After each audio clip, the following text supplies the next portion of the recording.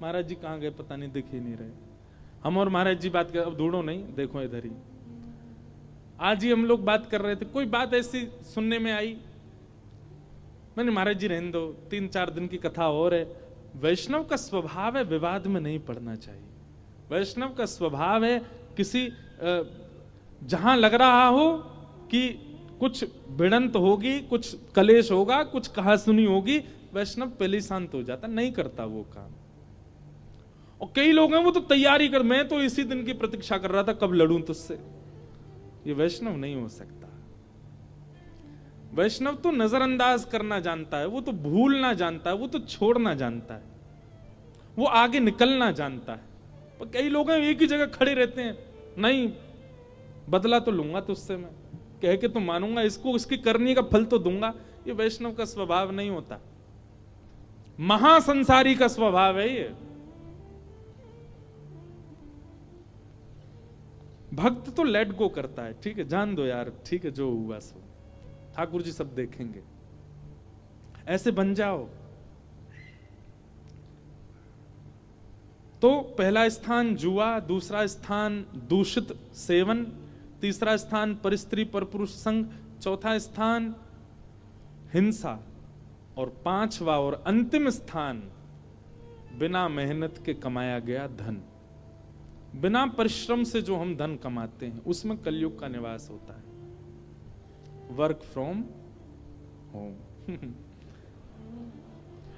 ये बुरा नहीं है, पर भैया जो वर्क फ्रॉम होम करते भी हो, इतनी परिश्रम तो उसमें किया करो कि आपको उसका जो वेतन मिले वो आपकी मेहनत का ही मिले।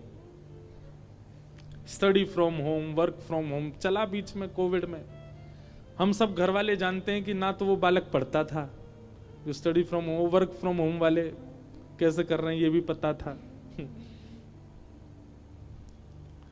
कई लोगों की वीडियो कॉन्फ्रेंस होती थी, वीडियो म्यूट कर दी, ऑडियो चल रहा है, खुद घूम रहे हैं मनाली में, वर्क फ्रॉम होम चल रहा है, पैसा कमा रहे हैं उसका पूरा। ये गलत है। ठीक है कोविड काल में परिस्थिति की वजह से था, अब नहीं होना चाहिए। कोई बहुत जरूरी, हाँ कथा सुनना है तो लो 7 दिन का वर्क फ्रॉम होम, कोई दिक्कत नहीं। हम तो कथा वालों को ये भी कह देते हैं भाई शहर में साल 2 साल, हम पिछली बार कब आए थे हापुड़ 2022 में, अब 2024 2 साल बाद आए हैं, तो 2 साल में यदि टाइफाइड की भी लीव डालनी पड़े तो कोई दिक्कत नहीं। 7 दिन के लिए हमारे डॉक्टर ने मना किया, हम नहीं आ सकते, इससे कोई दिक्कत नहीं है।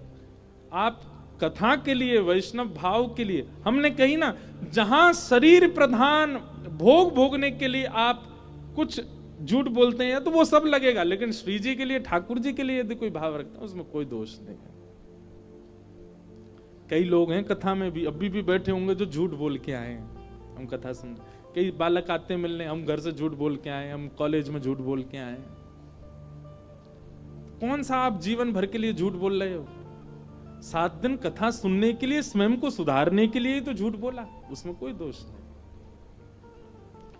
तो ये 5 स्थान है भैया, समझ जाओ, समझ जाओ। द्यूतम पानम स्त्रिय सूना और जात रूप, यानी कि बिना मेहनत का धन, इनमें कलयुग का निवास है। ये 5 स्थान कलयुग को प्रदान कर दिए। परीक्षित जी महाराज से एक अपराध बना, एक संत के आश्रम पर गए, जल मांगा, नहीं मिलने पर उनके गले में मरा हुआ सर्प डाल दिया। शमिक ऋषि के पुत्र श्रृंगी को क्रोध आया और उन्होंने श्राप दे दिया, मैं श्राप देता हूं, तक्षक सर्प आज के ठीक 7वें दिन परीक्षित को डस देगा, उनकी मृत्यु हो जाएगी। जब शमिक ऋषि को यह बात पता चली कि मेरे पुत्र ने श्राप दिया, तो शमिक ऋषि ने अपने पुत्र को डांटा कि मेरे साथ उन्होंने किया, मेरे गले में मरा हुआ सर्प डाला, तूने श्राप क्यों दिया? पिताजी आपके साथ कोई ऐसे इस प्रकार का बर्ताव करे मैं नहीं सह पाऊंगा। अरे भाई ठीक है तुझे क्रोध आया, पर क्रोध में इतना बड़ा श्राप तो नहीं देना चाहिए था।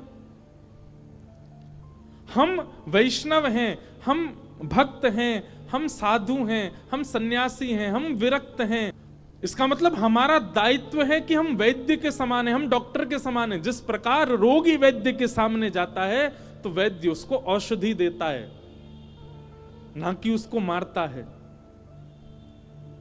हम वैष्णव हैं, हम भक्त हैं, हम विप्र हैं, हमारे लिए समाज सब रोगी हैं। हमें चाहिए अपने ज्ञान से, अपने भाव से उसके रोग को दूर करें, ना कि उसको जान से मार दें। तेने तो जान से ही मार दिया, तेने तो श्राप ही दे दिया मृत्यु का। ये गलत है। अपने गौरमुख नाम के एक संत अपनी कथा में एक बहुत अच्छी बात बोल रहे थे। वो कह रहे थे, बोले शमिक ऋषि ने श्रृंगी से कहा, मैं भी श्राप देता हूं, जो ब्राह्मण त्रिकाल संध्या नहीं करेगा, गायत्री उपासना नहीं करेगा, संध्या उपासना नहीं करेगा, वेद अध्ययन नहीं करेगा, उसके श्राप में बल भी नहीं रहेगा। नहीं तो हाथ में कमंडल लिए सब श्राप ही देते रहेंगे एक दूसरे को। इसलिए जिसकी तप बल इतना होगा, जिसका योग बल इतना होगा, और एक बात कह दूं आपसे, जिसका तप बल, भजन बल, योग बल इतना श्रेष्ठ हो जाता है ना, वो श्राप देता भी नहीं है। लेकिन कभी कभी ऐसा होता है कि जब हम उसके हृदय को दुखा देते हैं ना, उसका हृदय दुख जाता है ना, उसके हृदय दुखने से ही हमको श्राप लग जाता है। कभी ना कभी तो भोगना पड़ेगा।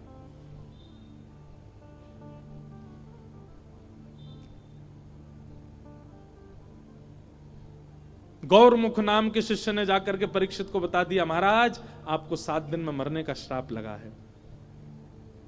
परीक्षित जी महाराज अपने पुत्र जन्मेजय को गद्दी पर बिठा करके वन में चले गए, और वन में जाकर के उन्होंने अपनी मुक्ति का उपाय खोजा।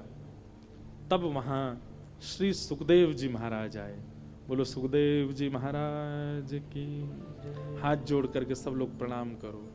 तत्रा भवद भगवान व्यास पुत्रो यदेच्छया कामटमानो नपेक्ष अलक्षलिंगो निजलावतुष्टो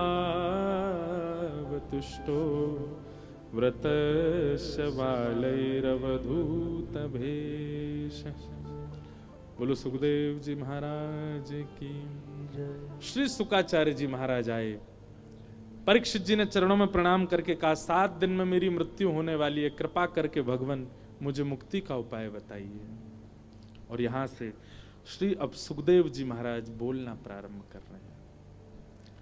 सुखदेव जी कहना प्रारंभ करते हैं। मूल भागवत अब यहीं से प्रारंभ होती है, उसमें हम लोग प्रवेश करें। हाँ।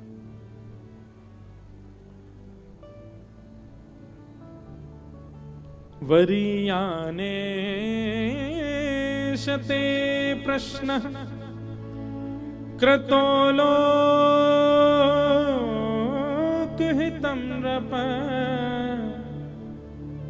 आत्मवित् सम्मतः पुंसां श्रोतव्या दिशु पर। बहुत सुंदर। हमने पता है कम से कम 2 दिन की कथा सुना दी पिछले 20 मिनट में। बहुत जल्दी सुनाई, इतने सुंदर सुंदर भाव, सबको विराम दे दिया। आज नंदोत्सव करना है, कथा में ठाकुर जी का उत्सव मनाना है, पर कोई बात नहीं। परीक्षित जी महाराज चरणों के सामने बैठे हैं और कह रहे हैं, भगवान जिसके जीवन के बहुत कम दिन बचे हैं, उसको मुक्ति कैसे प्राप्त होगी, कृपा करके मुझे बताइए। सुखदेव जी महाराज कहना प्रारंभ करते हैं और कहते हैं, परीक्षित तुमने जो ये प्रश्न किया है, जल्दी मरने वाले की मुक्ति का उपाय क्या है, यदि ये प्रश्न तुमने संसार के लिए किया है तो ये प्रश्न बहुत अच्छा है, पर यदि ये प्रश्न तुमने अपने लिए किया है तो ये प्रश्न उचित नहीं है। कहने का अभिप्राय बहुत ध्यान से सुनिएगा, बहुत अच्छी बात है। सुखदेव जी कहते हैं, संसार के लोगों के लिए अगर ये प्रश्न तो उचित है, तुम्हारे लिए उचित नहीं है। क्यों? परीक्षित, तुम पांडवों के वंशधर हो। तुम जब गर्भ में थे तब भगवान ने आकर के तुम्हारी रक्षा की थी। चाहते तो उसी समय ब्रह्मास्त्र तुमको नष्ट कर देता मातृ गर्भ में, पर भगवान ने आकर के तुमको गर्भ में बचाया। तो इसका मतलब क्या है? तुमने भगवत दर्शन किया है। भले तुमको याद नहीं, मातृगर्भ का किसको याद रहता है, पर मातृगर्भ में तुमने भगवान का दर्शन किया। और तुम्हारे पूर्वजों के इतने सत्कर्म हैं पांडव, क्योंकि उनके संग भगवान रहते थे। तो कहीं ना कहीं इन सब के प्रभाव से मुक्ति तो तुमको मिल ही जानी है। इसलिए ये प्रश्न तुम्हारे लिए उचित नहीं है कि मुक्ति का उपाय बताओ।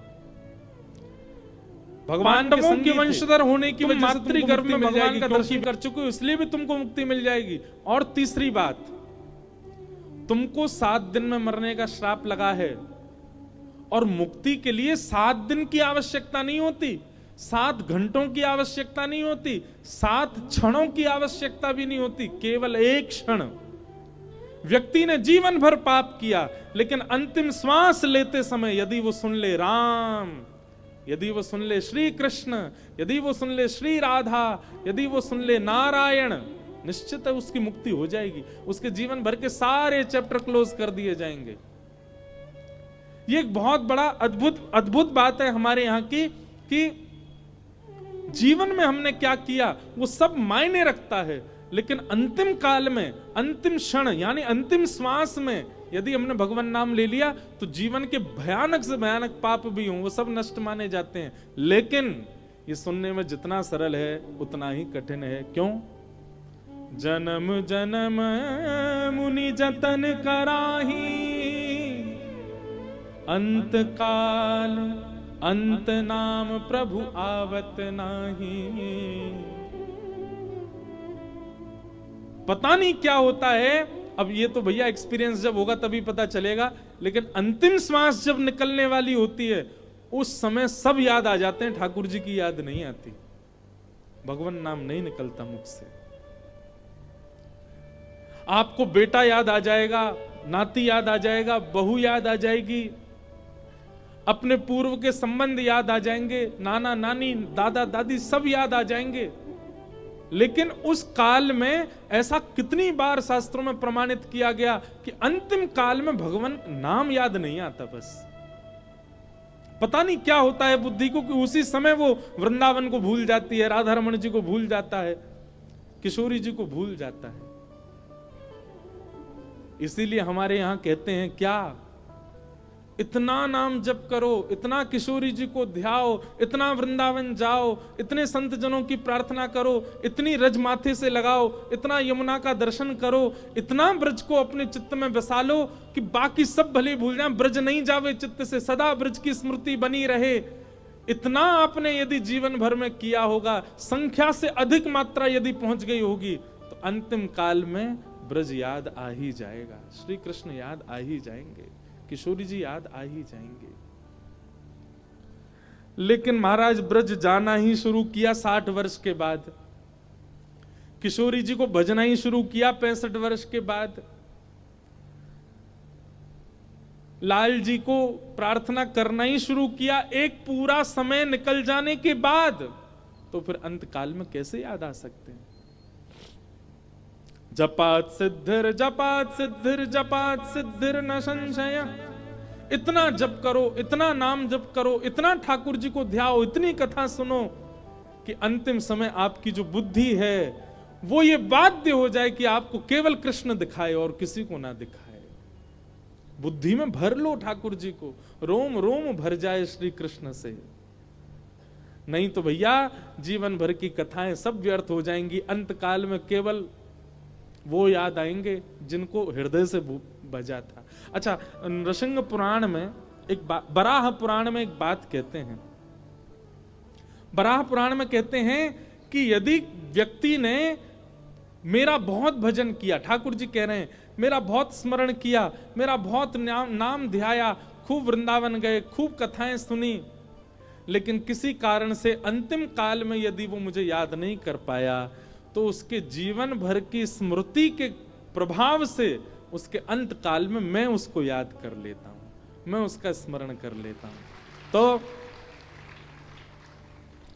भैया कम से कम इतनी मात्रा तो कर लो कथाओं की, वृंदावन की, किशोरी जी की, ठाकुर जी की, कि ठाकुर जी अंत काल में याद कर ले, ठाकुर जी अंत समय में याद कर ले। इतना भजन तो हमारा नहीं है कि हमको ठाकुर जी की याद आ जाए, कम से कम इतना तो ठाकुर जी को कर लो कि ठाकुर जी याद कर लें। मेरा सुमिरन हरि करें, मैं पावा विश्राम। मेरा सुमिरन हरि करे, मैं पावा विश्राम। हरि नाम से तेरा काम बनेगा, हरि नाम से तेरा काम बनेगा। ना बन गया आप लोगों का काम, दे स्वर से ही पता चल रहा है कैसो काम बनेगो। अरे ने गाओ भाव से। हरि का भजन करो, हरि है हमारा। हरि का भजन करताल बजा के गाओ, हरि है हमारा। हरि का भजन करो, हरि है हमारा। हरि का भजन करो, हरि है हमारा। हे हरि नाम लेने वाला, नाम लेने वाला। हरि नाम गाने वाला है प्यारा। हरि का भजन करो, हरि है हमारा। हरि का भजन करो, भजन हरि है हमारा। श्री राधा रमण लाल की।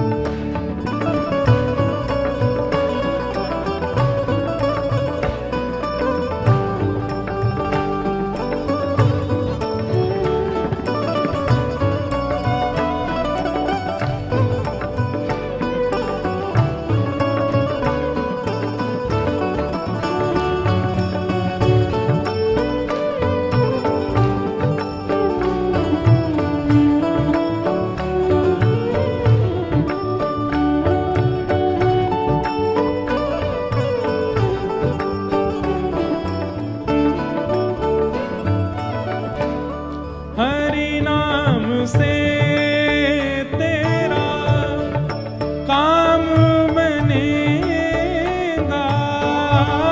हरि नाम से तेरा काम बनेगा। हरि नाम ही तेरे साथ चलेगा, हरि नाम ही तेरे साथ चलेगा। हरि नाम लेने वाला,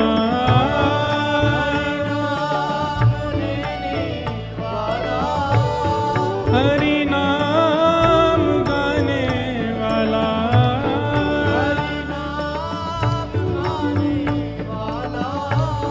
हरि का है प्यारा, हरि का भजन करो, हरि है हमारा। हरि का भजन करो, हरि है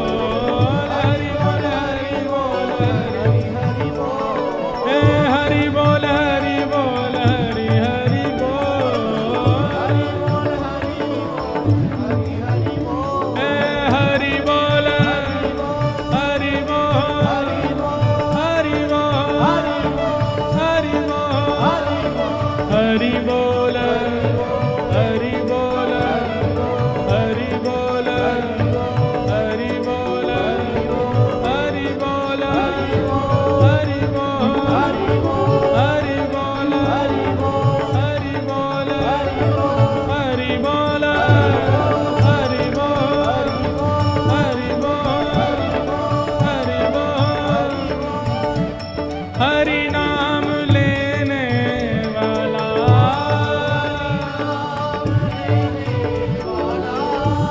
हरि का है प्यारा, हरि का भजन करो, हरि है हमारा।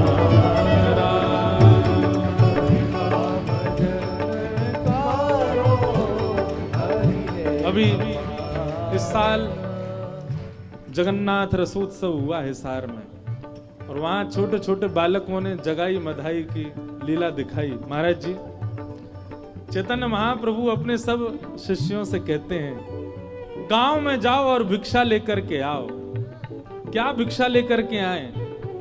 बोले द्वार पर जाकर के, द्वार जिनके घर पर जाओ, मैया तेरे पांव पर हूं एक बार हरि बोल, मैया तेरे पांव पर हूं एक बार, अरे भैया तेरे पांव पर हूं एक बार हरि बोल,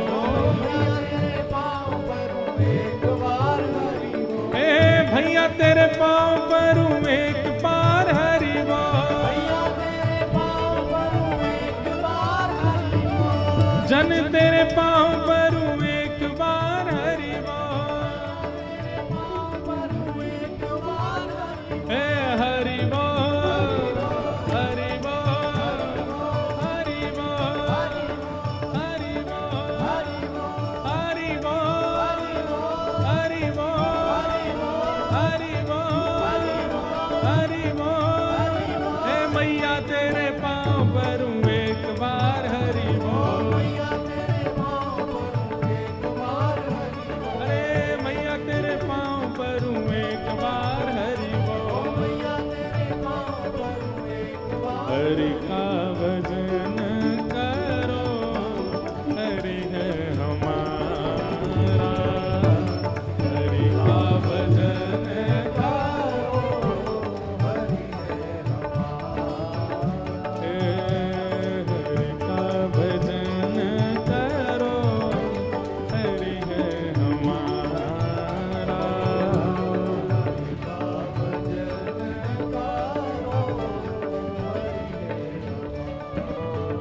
हे कोई कहे राधे श्याम, कोई कहे सीताराम,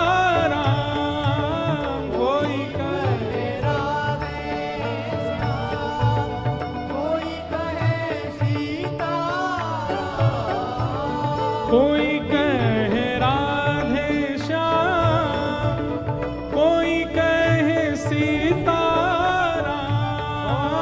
कोई कहे राधे श्याम, कोई कहे सीताराम,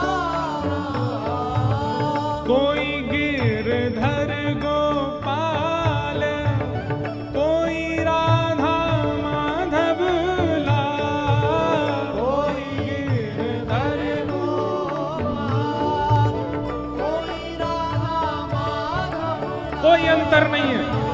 सीताराम कहो, राधे श्याम कहो, कोई अंतर नहीं है भैया, सब एक ही हैं। हमारे वृंदावन के एक महात्मा, उनके आगे कोई जाता बाबा राधे श्याम तो डंडा लेके भागते पीछे, राम राम बोलो, राम राम बोलो। बोले क्यों राम राम क्यों बोलो? बोले राम राम बोलने से राम जी भी याद आ जाते हैं, और रा से राधा, माँ से माधव, तीनों याद आ जाते हैं। दोनों में अंतर मत मानो, सब एक ही हैं। सनातन धर्म की सब एक ही हैं। कोई कहे राधे श्याम, कोई कहे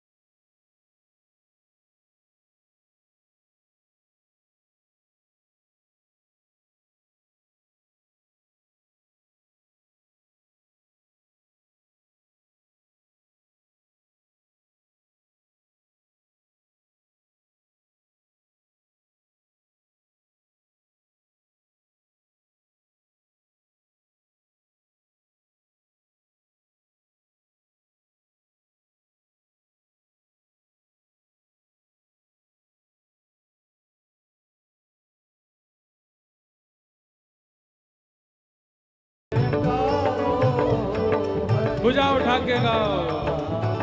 हे हरि बोल हरि बोल हरि हरि बोल,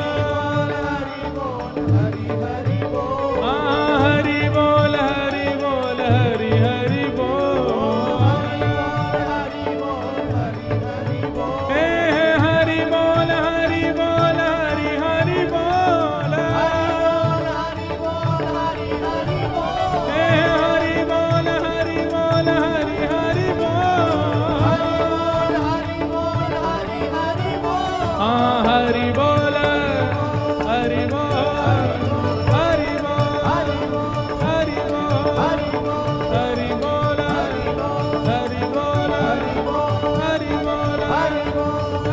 बोल हरि बोल हरि बोल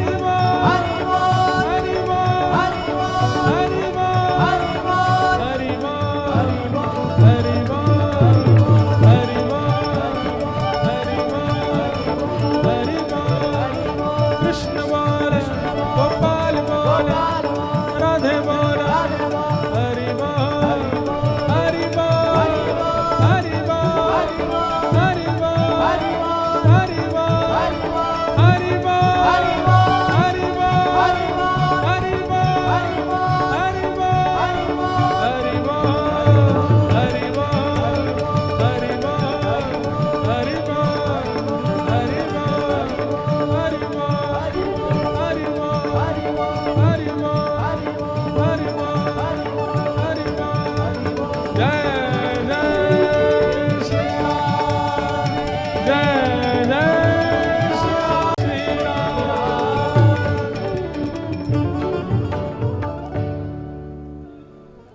हरि नाम गाने वाला, हरि नाम हरि का है प्यारा,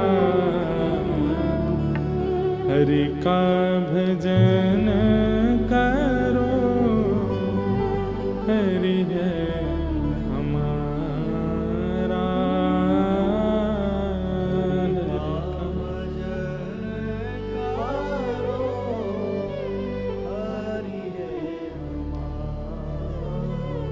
इसलिए भैया अंतिम क्षण को ध्यान रखो। हमें चिंता सब चीजों की हो जाती है, पर इसी की नहीं होती कि कहीं वो अंतिम क्षण तो नहीं निकल जाएगा हमारे हाथ से। उसमें भगवत भजन बने, उसके लिए अभी से हरि बोल, अभी से हरि को भजो, और इतना भज लो कि मन और कुछ दिखाए ही नहीं। अंतिम क्षण में बुद्धि साक्षात श्री राधारमण जी को ही प्रकट कर दे। इतना तो कहना स्वामी, जब प्राण तन से निकले, गोविंद नाम लेकर, जब प्राण तन से निकले। भैया जिस संसार को आप कमा कमा के दे रहे हो, जिस संसार के लिए जी रहे हो, ये तो आपकी मृत्यु के बाद केवल आपका चित्र रखेगा घर में। पिंडदान वगैरह कर देंगे आपके नाम से, कुछ सालों तक श्राद्ध चलेंगे, जब और बच्चे आगे आ जाएंगे तो वो आपको भूल भी जाएंगे, तो श्राद्ध व्राद्ध भी बंद हो जाएंगे। क्या करोगे फिर, क्या किया? इसलिए जीवन का हर क्षण श्री ठाकुर जी को अर्पित करो। कम से कम इस संसार के बाद ठाकुर जी तो रखेंगे अपने पास, हृदय से लगा के रखेंगे, खूब भजो उनको। और भैया वही में ही आपको सुख मिल रहा है, बिना दाल चावल के केवल पिंड में लेकर को नीचे थे, पिंड दान होता है, करना चाहिए पितरों का, वो तो सब नियम है, पर उसी के प्रति ही आपकी आस्था ज्यादा है तो रहो, करो, बिल्कुल भजन मत करो, हमको क्या। लेकिन अभी भी समय है, इतना भज लो कि मन और कुछ दिखाई नहीं। मन नहीं लग रहा तो भी भजो, नहीं बन पा रहा तो भी करो, करत करत अभ्यास के मन मत होत सो जान। करो अभ्यास, इतना करो कि कुछ ना कुछ तो निकले। हम पर तो इतनी बड़ी कृपा, पूज्य श्री मलुकपीठ वाले महाराज जी एक दिन बहुत अच्छी बात कह रहे थे। मैंने कही महाराज जी, कथाओं की व्यस्तता के कारण धाम छूट जाता है हमारा, हम तो वृंदावन रह ही नहीं पा रहे, और अब तो इतनी व्यस्तता बढ़ गई, कभी कभी सेवा भी नहीं कर पाते लाल जी की। महाराज जी बोले देखो ये सब चीजें आपको दिख रही हैं, पर एक जो चीज हो रही है वो आपको दिख नहीं रही। मैंने क्या? साल में 365 दिन हैं और कम से कम 360 दिन, अब 360 ही मान लो, 360 दिन ठाकुर जी की रोज कथा तो गा रहे हो आप, हर दिन भगवत चर्चा कर रहे हो, एक दिन भी ठाकुर जी को गाए बिना, एक दिन भी ठाकुर जी को भजे बिना आपका निकल ही नहीं रहा। कितनी बड़े सौभाग्य की बात है। लोगों को ठाकुर, लोग कहते हैं संत महापुरुषों को देख के इतनी पॉजिटिविटी क्यों लगती है, महापुरुषों को देख करके वैष्णवों को इतना अच्छा सा क्यों लगता है? संसार के लोग संसार में व्यस्त रहते हैं, और संसार से व्यस्तता से जब समय मिलता है तब ठाकुर जी के लिए समय निकालते हैं, और वैष्णव लोग ठाकुर जी में व्यस्त रहते हैं, ठाकुर जी से जब समय मिलता है तब संसार के लिए समय निकालते हैं। वो पूरे दिन ठाकुर जी में ही लगे रहे हैं।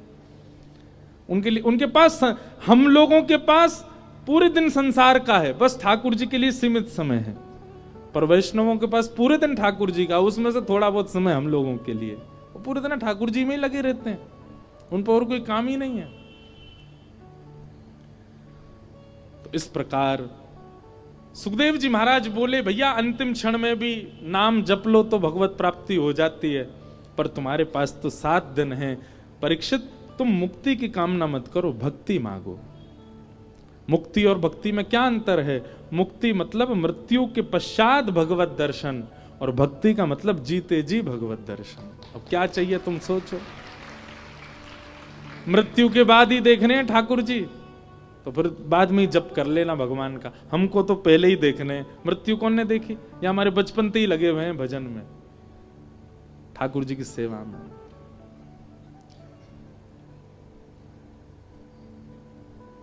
अब सुखदेव जी महाराज परीक्षित को समझाते हैं। परीक्षित जी महाराज अब मुक्ति की कामना नहीं करते। मुक्ति की कामना भी उसी को होती है जिसको मृत्यु का भय होता है, और भागवत मृत्यु का भय दूर करती है। परीक्षित जी के मन से जब ये बात चली गई कि नहीं अब मुझे मृत्यु का भय नहीं, तक्षक सर्प डसेगा इसकी मुझे कोई चिंता नहीं, मुझे तो बस अब एक ही चिंता कि 7 दिन मेरे पास बचे हैं, इनमें मुझे कैसे भी ठाकुर जी का साक्षात्कार हो जाए। नाथ अब मुझे वही बात सुनाओ, उसी राह पर ले चलो जहां इन 7 दिनों में मैं भगवत दर्शन कर पाऊं, वो अनुभव कर पाऊं। देखो एक बात मैं कहा करता हूं, भगवत दर्शन आप क्या समझते हो? आंखों को दिखेंगे ठाकुर जी? नहीं, अनुभूति, अनुभव ज्यादा प्रधान होता है ठाकुर जी का। सूरदास जी पे तो नेत्र ही नहीं थे, तो क्या उनको ठाकुर जी दिखते नहीं थे? और जैसा सूरदास जी ने ठाकुर जी के श्रृंगार का वर्णन किया, कोई नहीं कर पाए, आंख वाले नहीं कर पाए जैसा सूरदास ने किया। आज हरि देखे नंगम नंगा, सूरदास जी गा रहे हैं। रोज जाते हैं मंदिर में, जाके गा देते हैं आज ठाकुर जी का श्रृंगार कैसा। एक दिन पुजारी जी बोले सूरदास हमको लगता तुक्का मारता है, ये जो पोशाक बोलता है उस दिन वही पोशाक पहनी होती है ठाकुर जी ने, और हमको लगता है कि सूरदास के हृदय में ठाकुर जी दिखते हैं। आज हम ठाकुर जी को पोशाक ही नहीं पहनाएंगे, केवल कॉपीन पहन करके ठाकुर जी खड़े हैं। हमारे राधारमण जी पहनते हैं, गर्मियों में दर्शन करो कछु ना पहने, केवल एक कॉपीन पहन के आ जाते हैं। उसमें भी कितने प्यारे लगते हैं ठाकुर जी। सूरदास जी महाराज लेके पहुंच गए पेटी, आज कुछ नहीं, कॉपीन पहनी है, मोतियों की माला पहनी, और कोई श्रृंगार नहीं। सबसे प्यारा श्रृंगार होता है ठाकुर जी का जब कुछ नहीं पहनते, केवल एक माल में घूमते रहते हैं। सूरदास जी महाराज जैसे ही कपाट खोले, गोसाई जी बोले सूरदास जी कैसे लग रहे हैं आज ठाकुर जी? सूरदास जी बोले आज तो बहुत ही प्यारे लग रहे हैं। बोले बताओ तो कैसे लग रहे हैं? नेत्र नहीं है सूरदास जी के पास। सूरदास जी अपनी पेटी पे हाथ रख के पहले तो थोड़ी देर रो लिए, नेत्रों से आंसू आ गए, और फिर अश्रु पहुंच करके बोले मोतिन माल गले उर साजे मोतिन माल, गले उर साजे छवि के उठत तरंगा, आज हरि देखे नंगम नंगा, देखे नंगम नंगा, आज हरि देखे नंगम नंगा। नेत्र नहीं है सूरदास जी के पास और हम यहां देखने की बात करते हैं। ठाकुर जी अनुभव होते हैं, सदा याद रखना। अनुभूति होती है ठाकुर जी की।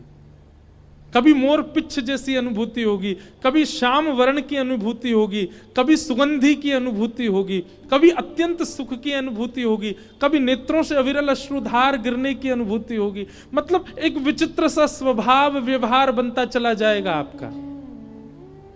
समझ जाओ कृष्ण मिले हैं, कृष्ण प्राप्त हो रहे हैं। रसखान वृंदावन जाकर के क्या स्थिति हो गई उनकी। गली मोहल्ले में ढूंढते रिखते, देखो दरियो में कुंज कुटीर में, सब जगह ढूंढा, मुझे किसी ने नहीं बताया। तभी एक कुंज कुटीर में ढूंढता ढूंढता ढूंढता पहुंच गया। रहो पलोटत राधिका पायन, किशोरी जी के चरणों में बैठे हुए मैंने उनको देखा। तो ठाकुर जी अनुभव कराते हैं अपना। प्रत्यक्ष दर्शन करने की हमारी इतनी योग्यता नहीं। हम संसार के किसी सुंदर व्यक्ति को देख लें तो उस पर मोहित हो जाते हैं। इतनी जल्दी तो हमारे अंदर मोह प्रकट हो जाता है। संसार के प्रति इतना मोह है, ठाकुर जी के प्रति हम कैसे देख पाएंगे? ठाकुर जी को नहीं देख सकते। अनुभव होगा, अनुभूति होगी। शुकाचार्य जी कहते हैं, परीक्षित कहते हैं, सुखदेव जी अब मेरे जीवन के 7 दिन बचे, आप कृपा करके मुझे ठाकुर जी का अनुभव कराओ। और अब यहां से कथा सुनाना प्रारंभ करते हैं। ले 5 तो बजे ही गए यहीं पे ही। अब लाल जी को जन्म करना है हमें। आगे बंधुओं कई भाव सुनाए गए, सृष्टि का प्रसंग सुनाया गया, उद्धव विदुर संवाद सुनाया गया, श्री कपिल विभूति संवाद सुनाया।